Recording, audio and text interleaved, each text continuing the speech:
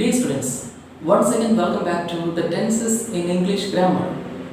In the previous videos, we already discussed the present and past tenses, and we also talked about the important usages of those tenses. In today's class, let's mainly focus on the future tense in English.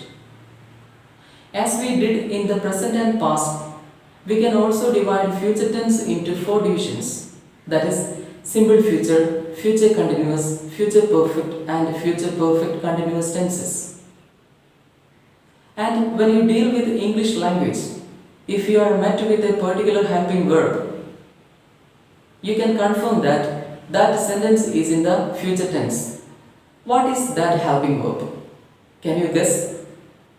In every future sentence, in every sentence we write in the future tense, we can see a particular helping verb. That is shall or will.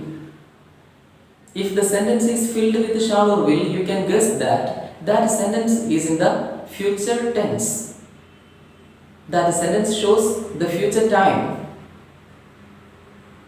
I hope you understand the simplicity of future tense if we already familiar with this helping verb shall or will.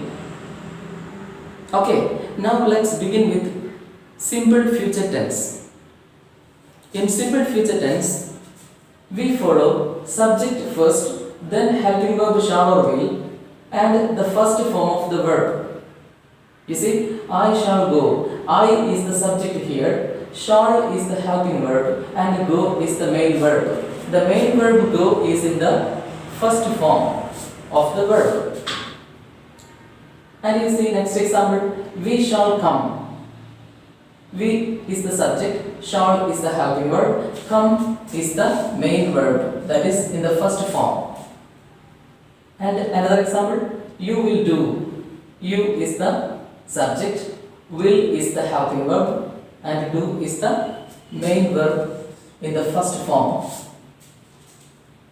Then you can assume that in simple future tense, after the helping verb shall or will, you have to use the first form of the verb. I hope you get the idea what I said here. After the helping verb, you have to use the first form of the verb. That shows that sentence is in the simple future tense. Are you clear? And when we talk about future tense, every actions are going to happen in the future. So we don't have to discuss the meaning here. Meaning we will discuss in the usages of future tense. Now we mainly focus on the rules of future tense, and first we talked about simple future. Are you okay? I, will, you, these are the subject position. Shall, will, these are the helping verb position, and finally the main verb. The main verb is in the first form. That shows it is in the simple future tense. And after the simple future tense, you see future continuous tense. In future continuous also, we have the helping verb shall or will. After the subject, we use shall or will. But we have to add be with shall or will. Shall be or will be in the continuous tense, in the future continuous tense. Shall be or will be. And the ing form of the verb. You see, in every continuous tense, if it is present continuous or past continuous, we use the ing form of the verb. The ing shows the word, the sentence is in the continuous form. Are you clear?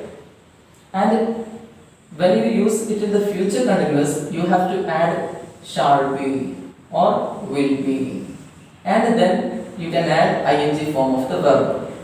Ing form of the verb. Are you clear?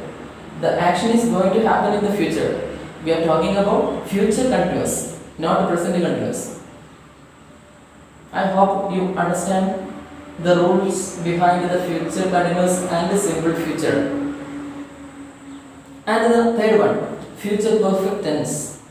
In future perfect tense, we use the same subject in the beginning, shall or will after the subject, and then you have to add have, the word have, for making it perfect tense. Okay? I shall have. He will have. This shows that it is in the perfect form. And after this shall have or will have, you have to use the third form of the verb. I shall have done it. Done is in the third form. Do, did, done. Done is in the third form. And you see, he will have reached. Reached. We used the third one, reached. Okay? After shall or will have, after shall have or will have, you have to use the third form of the verb in future perfect tense. In every perfect tense, we use the third form of the verb. You remember? In present perfect, in past perfect, and also in future perfect, we use the third form of the verb. Are you clear? And all these actions, I already said that it is going to happen in the future, because we are talking about future tense in English language. Okay.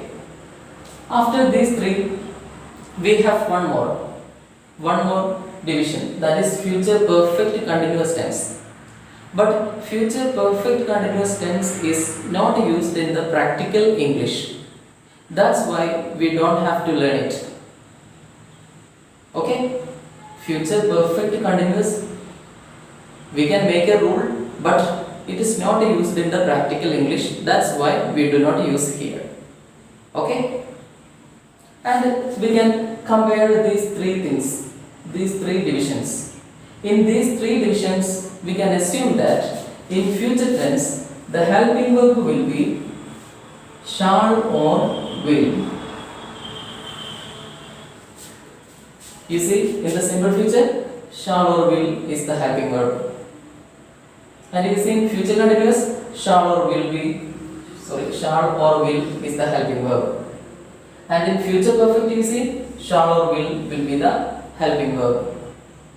That means when you deal with English language, you can easily find out a sentence in future tense, because there will be a helping verb like shall or will in the sentence.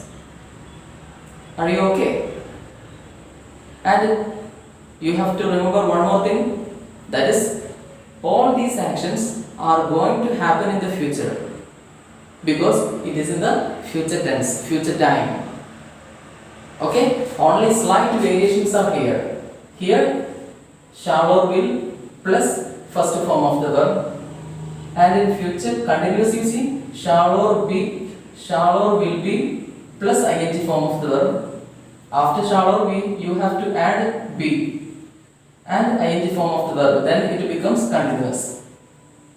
If you use I shall coming, it is wrong. You have to make it continuous by adding be. I shall be coming. Okay? And in future perfect, you see, shall or will have. Instead of be, you have to use have. Shall or will have plus third form of the verb.